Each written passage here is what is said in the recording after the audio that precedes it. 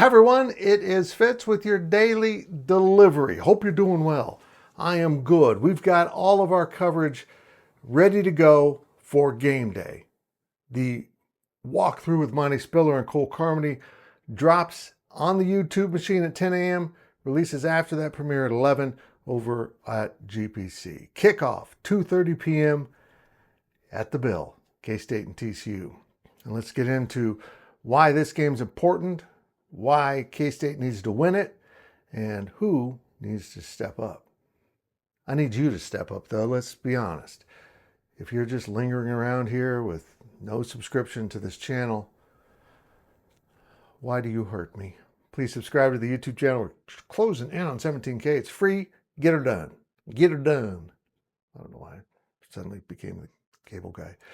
On we go, Kansas State, TCU. This is a really interesting measurement for Kansas State and TCU. The Bill Snyder Family Stadium, is a tough place to play. UCF ran into that, and it got really loud.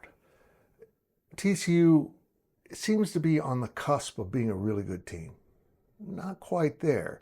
They blew a game at Arizona State, squandering a 17-point lead in the second half. Yeah, that was worse than what K-State did last week at Baylor. But they played pretty darn well for most of that game until, well, the pressure got cranked up by the crowd and by the Arizona State defense, and mistakes were made.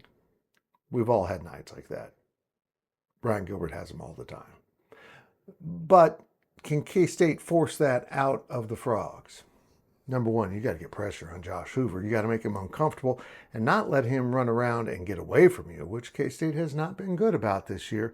Running quarterbacks have hurt the Cats. So you got to take care of that business. And basically it comes down to winning those lines of scrimmage. You got to push them around on offense and contain them on defense. But this game is bigger than just itself. At 2-4, Kansas State needs to win 4 of their final 6 to get to bowl eligibility. Ooh, that's a long word for me.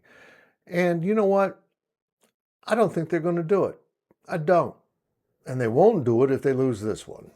This one is the gateway to everything else. Baylor could have been an easier entry into that. But now that they lost to Baylor, the pressure's on. I know what some of you are thinking. 6-6 bowl game, big whoop.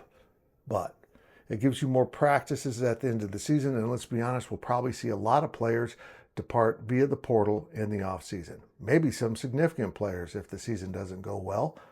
And you're going to need that bowl game to kind of see what you got. Not in practice, but on the field in a game. And it'll be a manageable opponent probably in a smaller bowl. That's good for the program, the long-term health of the program. No matter what you want, if you want to change in players or coaches or head coach or AD, it doesn't matter. The bowl game helps you out. So let's see if they can get there. But this game is huge for a reason that I don't even want to talk about. This team can't beat TCU at home. 2 weeks from now, they got an off week after this. 2 weeks from now, they go to Lawrence. 15 years straight with victories over the Jayhawks. If they lose these 2 games, this season is officially entered the fiasco phase.